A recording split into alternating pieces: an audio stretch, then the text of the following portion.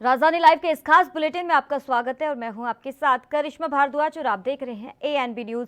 हरियाणा में शुक्रवार को कोरोना के 872 नए केस मिले हैं। पिछले 4 महीने में एक दिन में यह संक्रमण का अधिक आंकड़ा है।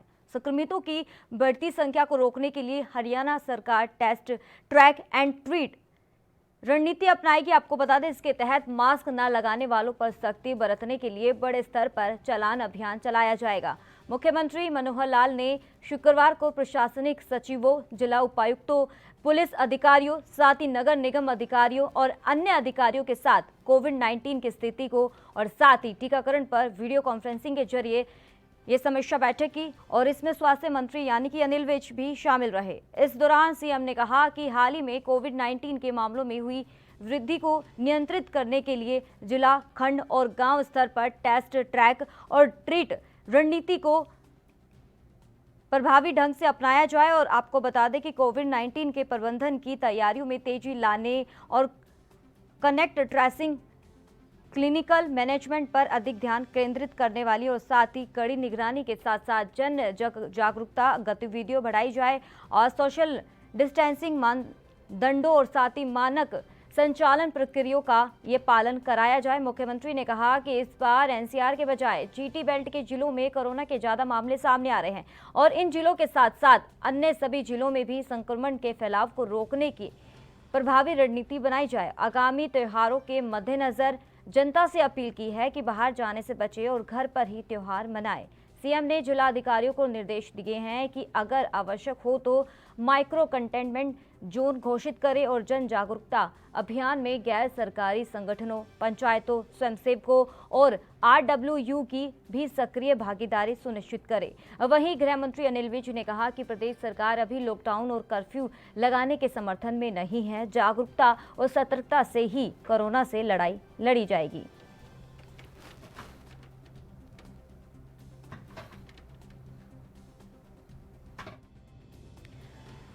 तो आपको बता दें कि लगातार देश में कोरोना की जो रफ्तार है उसमें ब्रेक लगता हुआ नजर नहीं आ रहा। अगर बात करें पंजाब के बाद हरियाणा की, तो हरियाणा में भी लगातार कोरोना के मामले में तेजी देखने को मिल रही है और अब फिलहाल जो अपडेट है 872 नए केस मिले हैं हरियाणा में। पिछले 4 महीने से एक दिन में यह संक्रमण का अधिक आंकड़ा है। संक्रमितों की बढ़ती संख्या को रोकने के लिए हरियाणा सरकार टेस्ट, ट्रैक एंड ट्रीट रणनीति अपनाएगी और इसके तहत मास्क न लगाने वालों पर सख्ती बरतने के लिए बड़े स्तर पर चालान अभियान भी चलाया जाएगा। मुख्यमंत्री मनोहर लाल ने शुक्रवार को प्रशासनिक सचिवों, जिला उपायुक्तों, पुलिस अधिकारियों और नगर निगम अधिकारियों साथ ही अन्य अधिकारियों के साथ कोरोना को लेकर टीकाकरण पर वीडियो कॉन्फ्रेंसिंग से ये समीक्षा बैठक करी। इसमें तमाम जानकारी के बारे में चर्चा की गई और कोरोना को लेकर इसमें बातचीत की गई। आपको बता दें कि लगातार जिस तरीके से हरियाणा में भी अब कोरोना की रफ्तार में तेजी देखने को मिल रही है, एक के बाद ऐसे ही मामले सामने आ रहे हैं जो बेहद ही डराने वाले हैं। साथ ही आपको बता दें कि मौतों का आंकड़ा भी देखने को मिल रहा है और इसी को लेकर हरियाणा सरकार ने बैठक करी है, समीक्षा बैठक करी है। तमाम अधिकारी इसमें मौजूद रहे। निर्देश भी जारी कर दिए गए कि अगर फिलहाल इसी के चलते आपको पता है कि गृह मंत्री यानी कि स्वास्थ्य मंत्री अनिल विज की बात करें, उन्होंने साफ तौर पर बोल दिया फिलहाल हम लॉकडाउन और नाइट कर्फ्यू लगाने के समर्थन में नहीं है। अगर आने वाली स्थिति अगर ऐसी देखने को मिली, भयावह देखने को मिली, लेकिन अगर दूसरे राज्यों की बात करें उसके अकॉर्डिंग हरियाणा में जो स्थिति है वो फिलहाल अभी ठीक है, नियंत्रण में है। लेकिन अगर ऐसी नियंत्रण से बाहर स्थिति गई तो आने वाले समय में नाइट कर्फ्यू का ऐलान भी किया जा सकता है। इस बैठक में तमाम जानकारी भी साझा की गई है। अन्य अधिकारियों के साथ साफ तौर पर निर्देश भी जारी कर दिए गए। पुलिस प्रशासन की अगर बात करें, पुलिस प्रशासन को भी सख्त हिदायत दे दी है कि अगर बिना मास्क या कोई सोशल डिस्टेंसिंग का पालन ना करे तो चालान किया जाए। और आपको बता दें कि अगर बात करें कार्यक्रम की, शादी समारोह की, तो उसमें भी लगातार भीड़ भाड़ देखने को मिल रही है।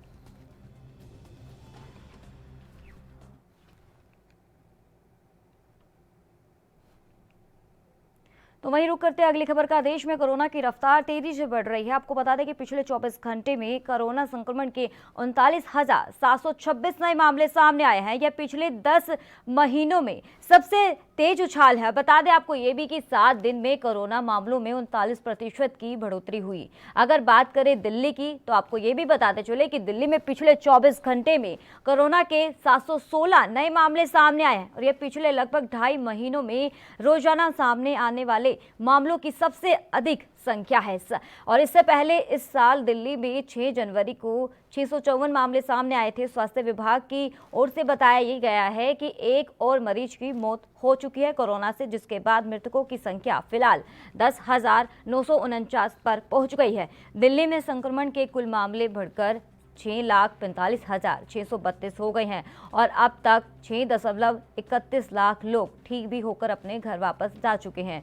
तो वहीं कोरोना के बढ़ते मामलों को लेकर दिल्ली सरकार सख्त हो गई है, अलर्ट मोड पर आ गई है, क्योंकि लोगों ने मास्क लगाना और सोशल डिस्टेंसिंग का पालन करना बिल्कुल बंद कर दिया है, जिसकी वजह से दिल्ली में हर रोज मामलों में बढ़ोतरी देखने को मिल रही है। दिल्ली में कोरोना मामलों में तेजी होने के बाद मास्क नहीं पहनने वालों का चालान काटा जा रहा है और इस दौरान sub divisional magistrate Rajesh Chaudhary ने बताया कि जब से मामले बढ़े हैं तभी से हमने और सख्ती बढ़ा दी है। मास्क नहीं पहनने वालों पर हम 2000 का चालान काट रहे हैं और साथ ही मास्क भी दे रहे हैं। और दिल्ली में प्रशासन की यह सख्ती इसलिए देखी जा रही है क्योंकि सरकारी आंकड़ों के अनुसार पिछले साल अक्टूबर नवंबर में संक्रमण की तीसरी लहर के चरम के दौरान पुलिस ने भारी मात्रा में कोविड-19 मानदंडों के उल्लंघन के लिए जुर्माना लगाए थे, लेकिन उसके बावजूद प्रशासन ने जरूरी कदम उठाना उचित नहीं समझा, जिसके कारण दिल्ली में एक बार फिर से कोरोना का कहर बढ़ता ही नजर आ रहा है। दिल्ली सरकार के वरिष्ठ अधिकारी के मुताबिक बताया जा रहा है कि अभी दिल्ली में संक्रमण की दर 1% से कम है, लेकिन कुछ दिनों से सक्रिय मरीजों की संख्या लगातार बढ़ रही है। होम आइसोलेशन में रह रहे मरीजों के लापरवाही बरतने की कुछ शिकायतें भी मिली है, इसलिए निगरानी बढ़ाने के निर्देश भी दे दिए गए हैं।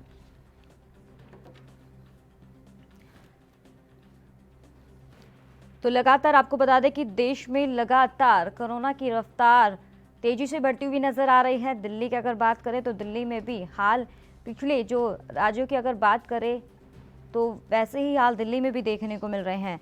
दिल्ली में कोरोना की संक्रमण दर बढ़ी है, जिसको लेकर वहां की जो सरकार है यानी कि सीएम अरविंद केजरीवाल ने एक बड़ा बयान दिया है। नियमों का पालन नहीं करने पर सख्त कार्रवाई की जाएगी। लोगों को कि इसी दौरान बड़ी लापरवाही देखने को मिल रही है। हालांकि साफ तौर पर अपील भी करते हुए नजर आ रहे हैं सरकार की स्थिति बहुत बिगड़ती हुई नजर आ रही है। आने वाले समय में लॉकडाउन भी हो सकता है, लेकिन उसके बावजूद भी लोगों में इस चीज़ का कोई भी डर नहीं दिखाई दे रहा और लोग धड़ाधड़ समारोह में शामिल हो रहे हैं। सोशल डिस्टेंसिंग का कोई भी ध्यान नहीं रख रहे हैं।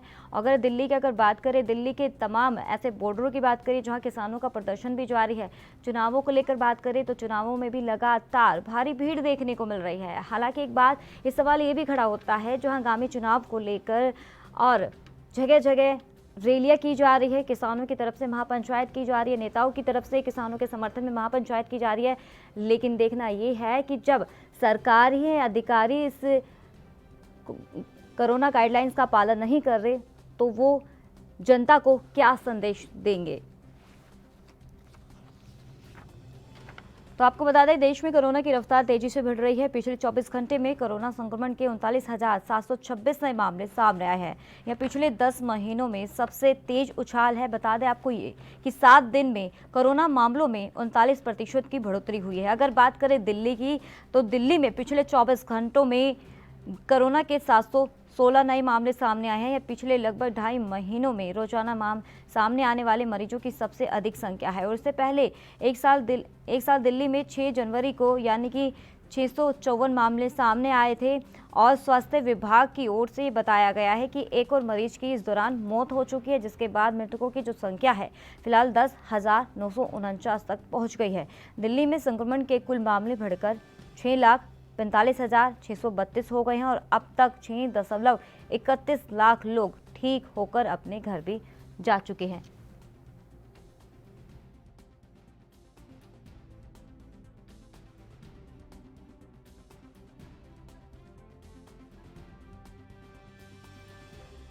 रफ्तार में ब्रेक लगता हुआ नजर नहीं आ रहा है।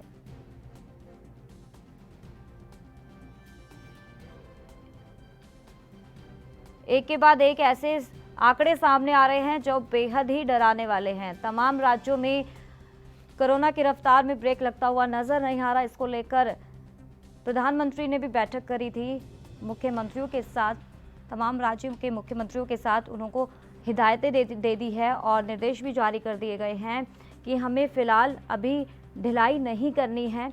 वैक्सीन तो हमारे बीच में है, लेकिन अभी हमें अलर्ट रहने की बेहद ज़रूरत है। आपको बता दें कि वैक्सीनेशन का काम अभी चल रहा है, अभी पूरी तरीके से ख़त्म नहीं हुआ।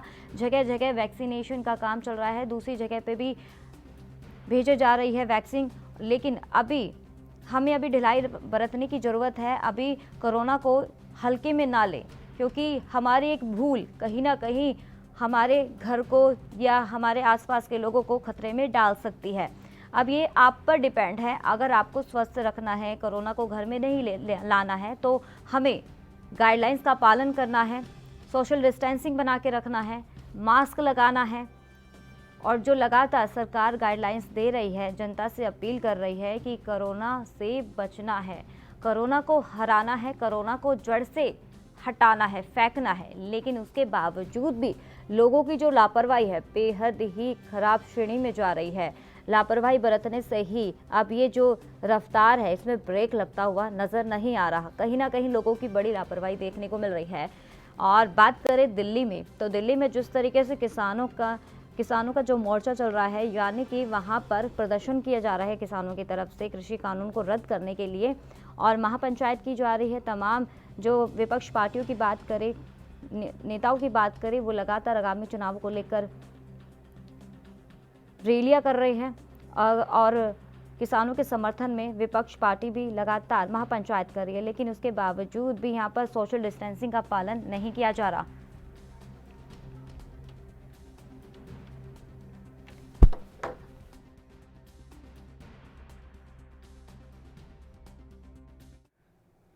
तो चलिए रुक कर लेते अगली खबर का। खबर मुंबई से है, जहां मनसुख हिरेन हत्या मामले में नई जानकारी सामने आई है। दरअसल आतंकवाद निरोधक दस्ते यानी कि एटीएस चीफ ने पुष्टि की है कि सेक्शन 8 के तहत केस एनआईए को ट्रांसफर होगा। मनसुख हत्या मामले की जांच भी अब एनआईए ही करेगी। आपको ये भी बता दें कि एटीएस ने अब तक 25 लोगों का बयान लिया है और केस पेपर जल्द ही एनआईए को हैंडओवर किया जाएगा। सेक्शन 8 के तहत एनआईए को केस ट्रांसफर किया जाएगा। अगर एजेंसी किसी एक अनुसूचित अपराध की जांच कर रही है तो वह साथ में ही अपराधी की तरफ से किए अन्य किसी मामले की जांच भी कर सकती है। अगर अपराधी का दूसरे अपराध से संबंध है तो इसलिए सेक्शन 8 के तहत ये केस कल तक ट्रांसफर हो जाएगा, यानी कि आज जिस तरीके से बताया जा रहा है ये केस आज ट्रांसफर हो जाएगा। और वहीं एटीएस चीफ जयजीत सिंह ने इस बात की पुष्टि की है। गौरतलब ये है कि रिलायंस इंडस्ट्रीज के चेयरमैन यानी कि मुकेश अंबानी के घर एंटीला के बाहर विस्फोटक रखने वाले वाहन के मालिक यानी कि मनसुख हिरेन बीती 5 मार्च को ठाणे के मुंब्रा क्रिक से बरामद हुई थी। और हिरेन की मौत के मामले में उनकी पत्नी एफआईआर दर्ज करवाया था उन्होंने, और जिसमें पुलिस इंस्पेक्टर सचिन वंजेश के दायरे में है। और इस मामले में एनआईए ने बुधवार को पुष्टि की थी कि 25 फरवरी की रात को बिजनेसमैन मुकेश अंबानी के आवास एंटीला के बाहर सीसीटीवी कैमरे में कैद हुआ व्यक्ति सचिन वाजे ही था।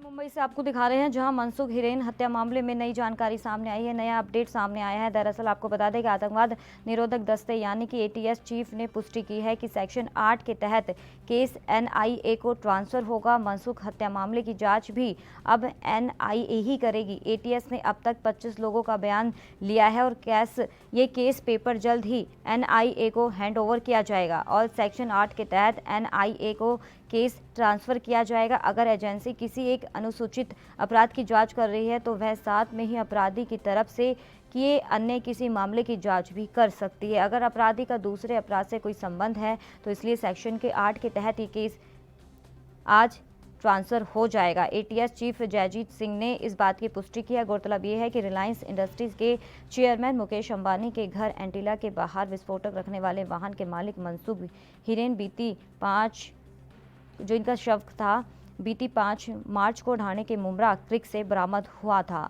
और हिरेन की मौत के मामले में उनकी पत्नी ने एफआईआर दर्ज कराई थी पुलिस स्टेशन में, जिसके बाद ये मामला तूल पकड़ता ही जा रहा है।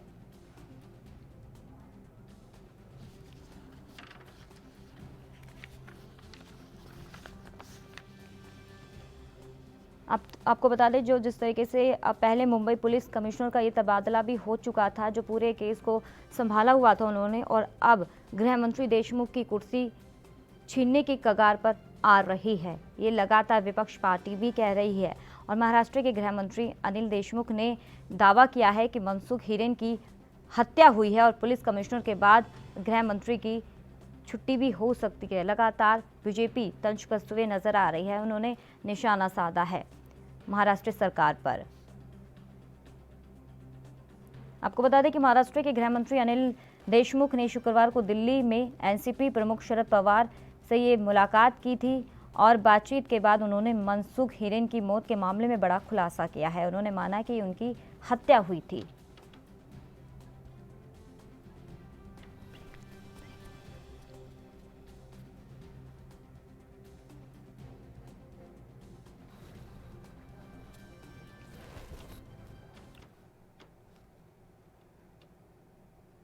वक्त हो चला एक छोटे से ब्रेक का।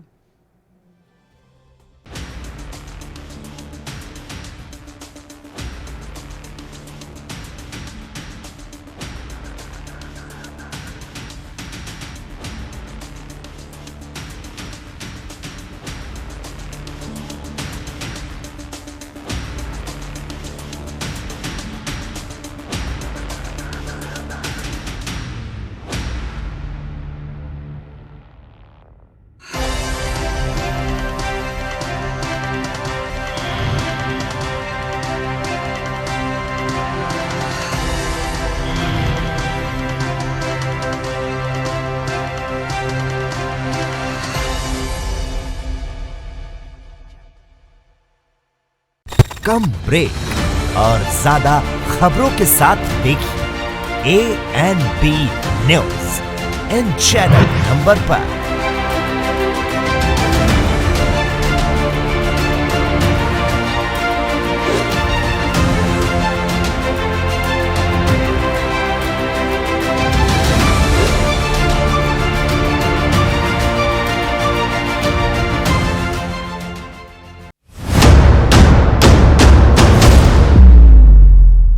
हक की बात दोपहर 12 बजे सिर्फ ANB न्यूज पर।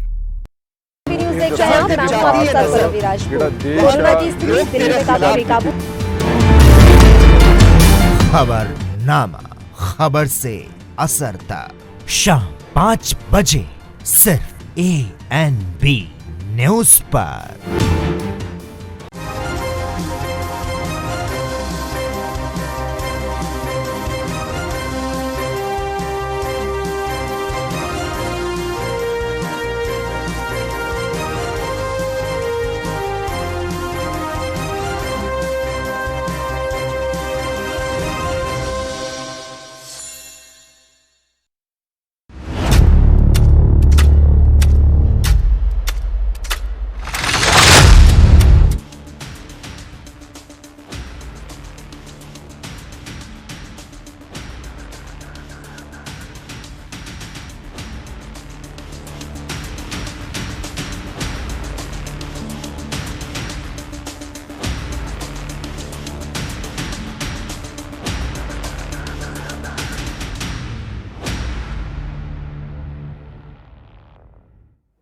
ब्रेक के बाद आपका एक बार फिर से स्वागत है।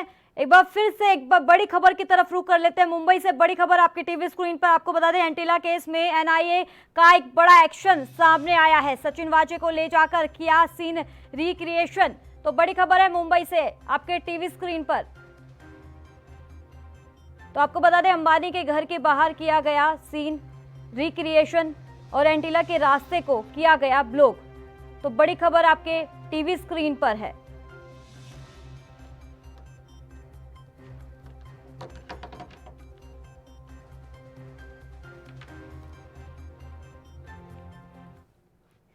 तो तो इस पर तमाम जानकारी देने के लिए हमारे संवाददाता मुंबई से सत्य प्रकाश सोनी जुड़ गए हैं। सत्य प्रकाश, क्या कुछ अपडेट मिल रही है हिरेन के हत्या मामले में?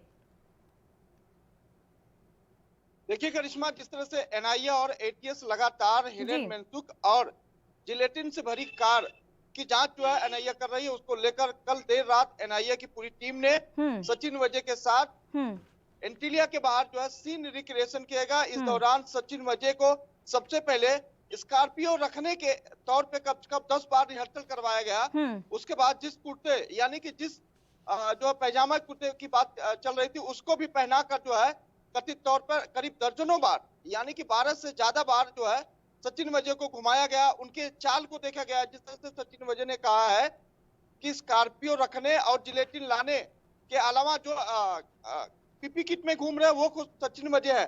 तो एनआईए कंफर्म होना चाहती है कि सचिन वजे जो भी कह रहे हैं उसमें कितनी सच्चाई है। इसको लेकर भी जो है सीन रिक्रिएशन किया गया। इस दौरान अब एनआईए के पुख्ता सबूत हो गया है कि पूरा मामला कहीं न कहीं सचिन वजे से ही जुड़ा हुआ है और इस पूरे साजिश की जो मुख्य सूत्रधार है वो सचिन वजे ही हैं, जिनकी रचना जो है मुंबई पुलिस मुख्यालय के अंदर ही की गई है। जी, तो सत्य प्रकाश, इसी दौरान क्या खुलासा किया है सचिन वजे ने?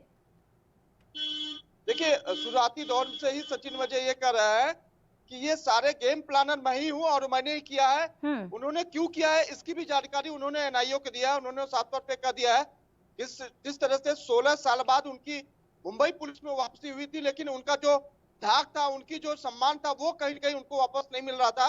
इसलिए उन्होंने ये दिखाया कि हमारे अंदर वो काबिलियत है जो इंटरनेशनल या नेशनल लेवल की जो एजेंसियां होती है उस ऐसे मामले को भी सुलझाने में सक्षम है। ऐसे में अब वो कितना सच बोल रहा है इसकी जांच के लिए एनआईए लगातार उनकी सारी बातों का वेरिफिकेशन कर रही है। तो सत्य प्रकाश, जब जिस तरीके से ये बताया जा रहा है जो केस था एटीएस ने अब ये ट्रांसफर एनआईए को कर दिया, तो इसी दौरान अब क्या लगता है कि जो हत्या की गई है इसमें कुछ खुलासा हो सकता है क्या? जिसमें जो हत्यारा है क्या उसको सजा मिल सकती है अब जल्द?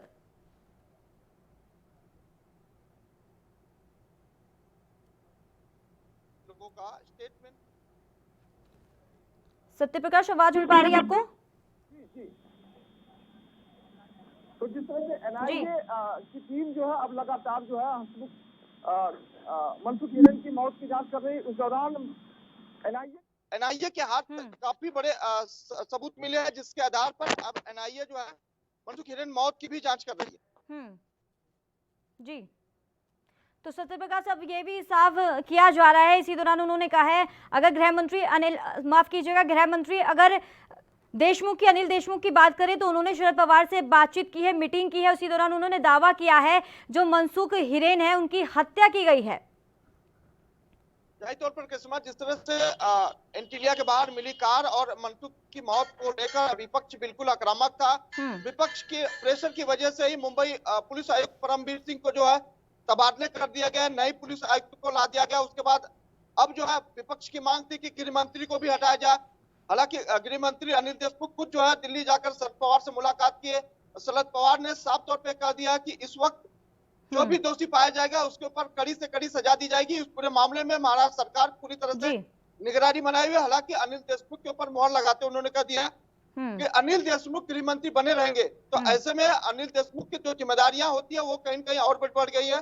जिस तरह से कल देर शाम एटीएस ने भी पूरा मामला जो है एनआईए को दे दिया है। अब एनआईए इस पूरे मामले में जांच करेगी कि सचिन वजे जितनी भी बातें कर रहे हैं या कर रहे हैं उसमें कितनी सच्चाई, लेकिन लगातार जो पुख्ता सबूत मिले हैं वो कहीं न कहीं अनिल देशमुख के पूरे मामले का सूत्रधार है। तो सत्य प्रकाश, अब जिस तरीके से ये भी बताया जा रहा है जो मनसुख हिरेन की हत्या हुई थी और कहीं ना कहीं सचिन वाजे पर कहीं ना कहीं इस पर निशाना साधा जा रहा है, हत्या का जो आरोप लगाया जा रहा है, पत्नी ने एफआईआर दर्ज कराया है। तो अगर उनकी पत्नी से अगर बातचीत की आपने तो उनका क्या कुछ कहना है इस मामले पर? देखिए, एनआईए टीम साफ तौर पे कह चुकी है कि सचिन वजे इस पूरे मामले में शामिल है, उसका पुख्ता सबूत उनके पास है। जैसा कि एटीएस ने भी जांच किया था, इस दौरान भी तमाम कई अहम बड़े सुराग मिले हैं जिसको हैंडओवर एनआईए को कर दिया गया है। लेकिन आने वाले समय में एनआईए देखना चाहती है कि सचिन वजे ने जिस तरीके से तमाम बातें बताई है उसमें कितनी सच्चाई है, उसको लेकर सबसे पहले एनआईए वेरिफिकेशन कर रही है। उसके बाद जो है पूर्ण जो उनका कंक्लूजन है उस पर आएगी। लेकिन ये बातें तो तय है कि इस पूरे मामले का सूत्रधार खुद सचिन वजय ही है, क्योंकि सचिन वजय ने ही कबूला है। तो उन्होंने नागपुर से जाके जिलेटिन लाया है। उसके बाद मुंबई में जो पीपी किट की बात की जाए तो पीपी किट वो खुद पहन के घूमते हुए नजर आ रहे, उन्होंने कबूला है। पीपी किट को जलाने की कोशिश की गई है।